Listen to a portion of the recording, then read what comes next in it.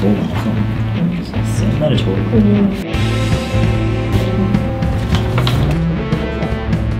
어떤 상황이 좀 스트레스? 스타트를 끊는. 네, 제가 항상 먼저 하는 것 같아요. 그냥 막 진짜 계속 친구 충격을 받아서 저 많이 우셨고요. 네. 많이 들어보셨겠죠? 한 두세 번 풀고 막 계산 훈련 교재 진짜 막 시험에 도움이 된다고 할 때는 뭐 그런 것 같지 않다. 진짜 이게 내가 무슨 공부를 하는지 모르고 고시 공부를 하는 게 맞나 싶을 정도.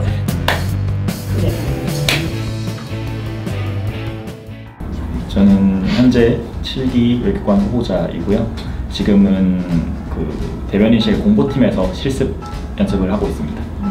저는 대변인실 정책 홍보 담당관실에서 교육받고 있는 김연목입니다. 네, 안녕하세요. 저도 외교관 후보자 7기 김현재이고요. 저는 지금 대변인실 해외 언론팀에서 실습하고 있습니다.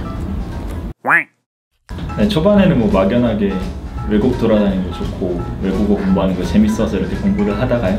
한국이 항상 외교가 중요하다 이렇게 배웠고 실제로도 그런 것 같아서 외교가 뭘까라고 공부를 하다 보니까 여기까지 오게 된 것 같습니다. 저도 사실 비슷한데요. 외국을 막연하게 돌아다니고 싶은 생각이 좀 많이 있었는데 그럼 어떤 직업이 있을까 고민해보다가 그래도 외교관이란 직업이 좀 멋있지 않나? 사실 지금도 외교관이 뭘 하는지 잘 모르는데 제일 멋있어 보여서 선택했습니다. 외국어를 어렸을 때부터 되게 좋아해서 그러다가 이제 대학교 와서 정치 외교를 전공하게 되면서 좀 본격적으로 생각을 했던 것 같아요. 저희가 무슨 구체적으로 어떤 뭐 스펙을 더 해야 되고 어떤 대회 학술 대회를 나가야 된다 이런 거는 딱히 없는 것 같고요. 사실 대학생활 즐기는 것 자체가 나중에 이 시험을 견뎌내는 과정이나 면접 준비 과정에서 좀 자양분이 될 거기 때문에 그냥 대학생활을 그냥 열심히 잘 하는 게 도움이 되지 않을까 생각합니다.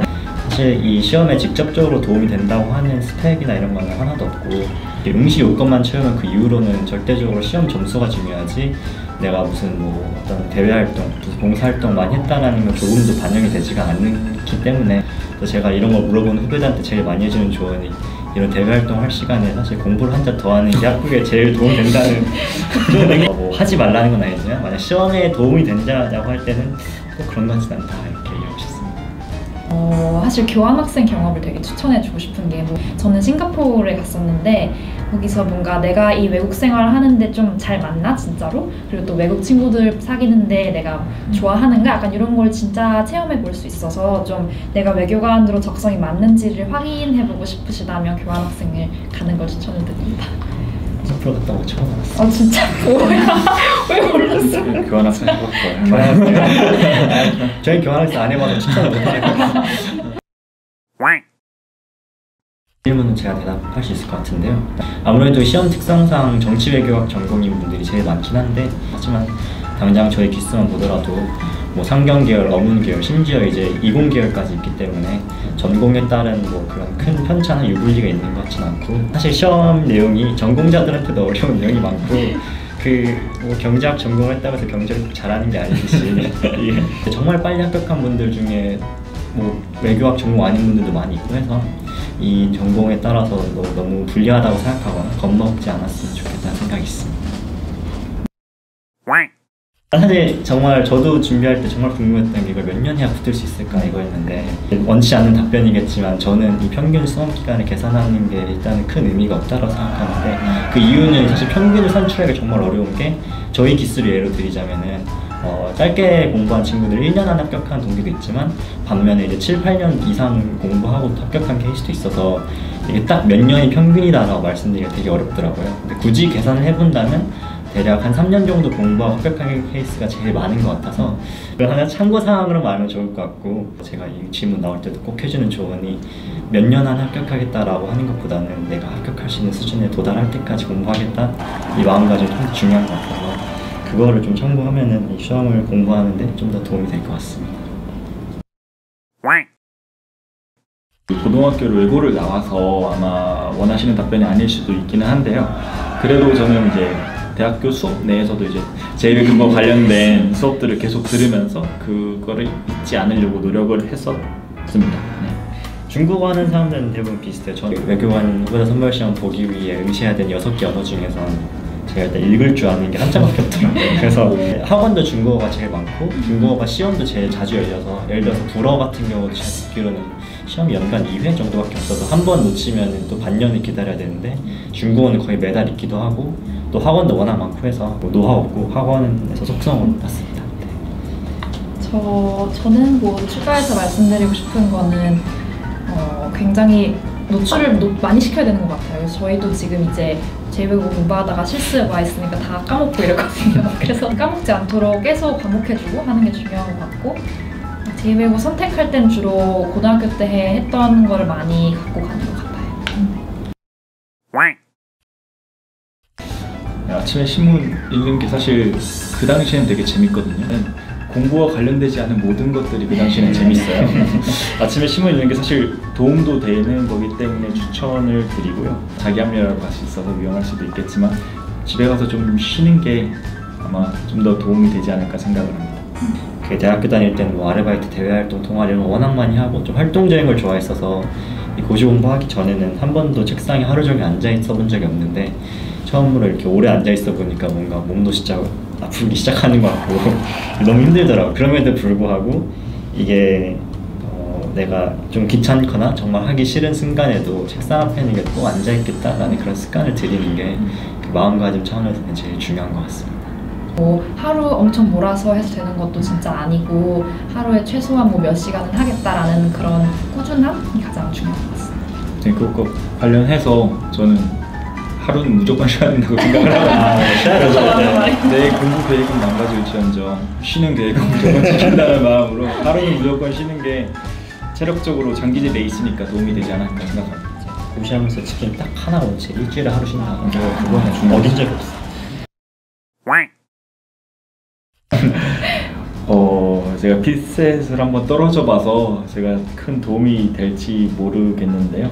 피셋은 피셋을 풀어야 된다고 저는 생각을 합니다. 왜냐면 이게 피셋이 요구하는 문제가 있어서 그걸 풀어보는 게 제일 좋은 것 같고, 그나마 도움이 된다고 한다면 책을 많이 읽어라 이렇게밖에 얘기를 해드릴 수 없을 것 같아요. 그래서 빨리 읽고 빨리 논리적인 답변을 구하는 게 이 시험의 요지인 것 같아서 그렇게 답변을 드릴 수 있을 것 같습니다. 이제 1차 시험이라면 피셋이고 2차는 전공 논술 과목, 그리고 3차가 면접인데, 사실 3차 면접 같은 경우에는 주로 2차 합격 발표 이후에 준비하는 게 통상적이라 평소에는 특별히 시간을 할당해서 공부하진 않고요. 평소에 대부분의 시간이 1차랑 2차에 투입하게 되는데, 이제 본인이 피셋에 좀 자신이 있는 경우를 한다면은 주로 피셋 시작 한 달 내지 2달 전을 제외하면은 모든 시간을 2차 공부에 할애하게 되고, 이제 1차가 임박할수록 1차에 투자하는 시간을 조금씩 점차적으로 늘려서 막판에는 이제 1차에만 올인하고 이런 식으로 하는 경우가 많고, 이제 1차 공부를 뭐 스터디나 학원 강의, 기출문제 풀이 등을 통해서 꾸준히 하는 경우도 있는데, 그 어느 경우가 됐든 대부분의 경우 이제 자신의 공부 시간을 다 2차에 할애한다 라고 생각하시면 될 것 같습니다.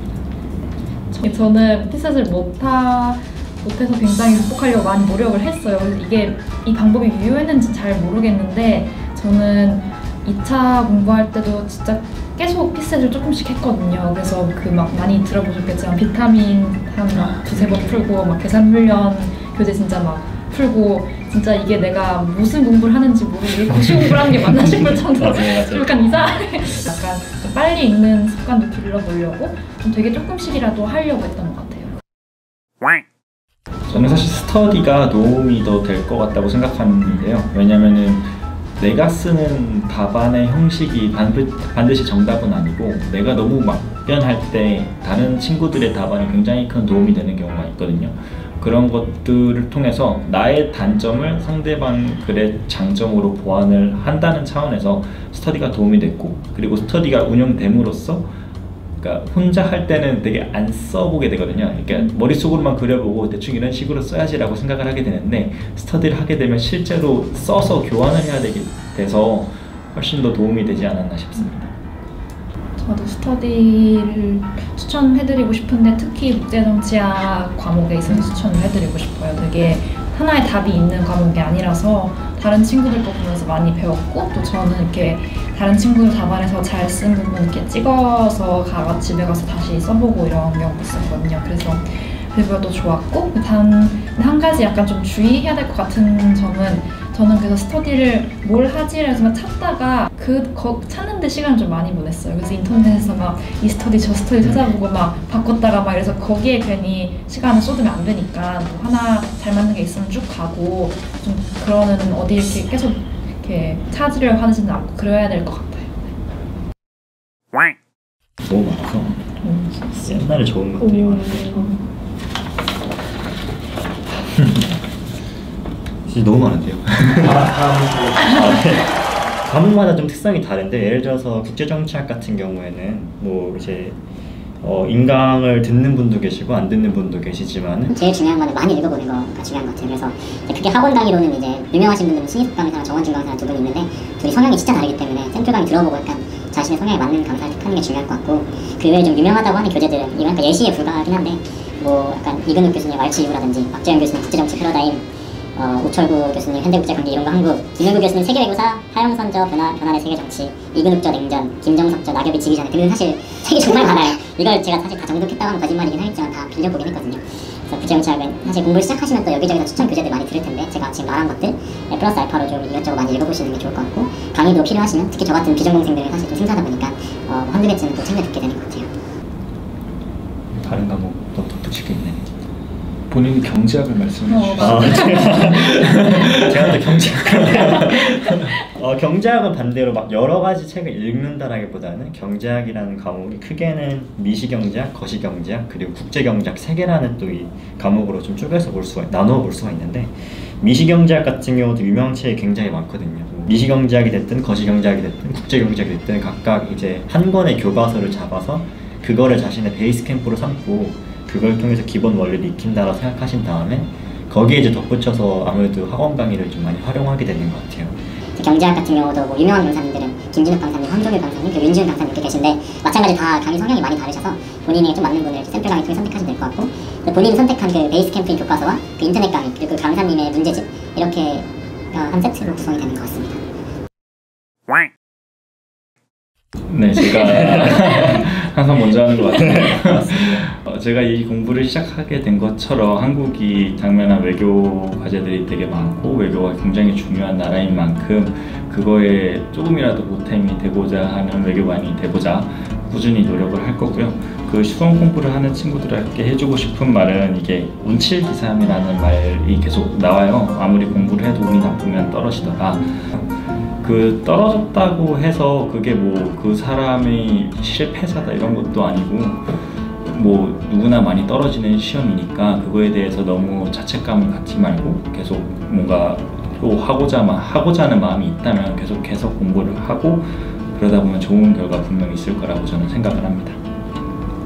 이 영상을 보시는 분들 비롯해서 외교부의 입부를 희망하시는 분들에게 제가 뭐 조언을 드릴 수 있는 자격은 감히 없겠지만은 그래서 한 가지 말씀만 드리자면은 생각보다 그 과정이 힘들 수 있겠지만은 지나가 보면은 시간 정말 금방 가더라고요. 그래서 이 과정에도 결국엔 끝이 있다라는 생각으로 묵묵히 잘 견디셨으면 좋겠습니다. 저도 포부라고 하기도 좀 그렇지만 초심을 잃지 않는 게 중요한 것 같아요. 제가 왜 외교관을 처음 하려고 했는지 뭐 가장 큰 이유는 앞에서 말씀해 주셨듯이 한국이 워낙 특히 국제관계에 영향을 많이 받는 나라니까 좀 그로 인해서 국민들이 피해를 받지 않도록 하는 외교관이 되겠다라는 게 제 목표였고 수험생분들한테 드리고 싶은 말씀은 이게 독일어 누가 얘기했죠? 얘기했던 것 같은데 인간은 노력하는 한 방황한다고 약간 그래서 방황하고 되게 힘들다는 거는 자기가 충분히 노력하고 있다는 거니까 뭔가 그거에 대해서 자책하지 말고 내가 잘하고 있으니까 이렇게 고민이 많은 거구나 라고 생각을 하셨으면 좋겠습니다. 네. 영상을 통해서 또 근데 저희가 다루지 못한 내용이 많은데 추가적으로 궁금한 거 이렇게 있으시면은 인스타그램에 댓글 남겨주시면 제가 직접 댓글 남길 수 있도록 하겠습니다.